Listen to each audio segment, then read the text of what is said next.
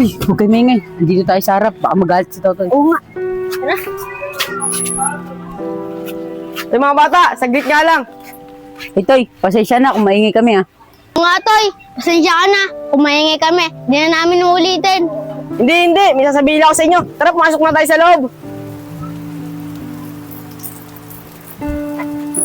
Sige mga bata, upo muna kayo dun. Oh. Nakakaya naman ang dudumi namin. Okay lang yan mga bata. Pasensya nga pala kung naging masungit ako sa inyo. Okay lang yun, Toy. Naintindihan ka naman namin eh. Oo, Toy. Okay lang yun. Naintindihan naman namin eh. Focus ka sa pag-aaral, pati sa kuya mo, para matulungan mo siya. Maraming salamat nga pala sa inyo at naintindihan niyo ako. Tsaka nga pala, naging focus ako sa pag-aaral, kaya naging masungit ako sa inyo. At ayaw ako mapagkaibigan kahit kanino. Pero ngayon, naintindihan ko na.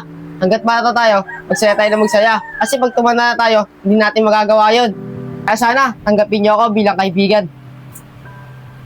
Oo naman, Toy. Matagal ka nga namin gusto maging kaibigan eh. Oo nga, Toy. Simula ngayon, magkakaibigan na tayo.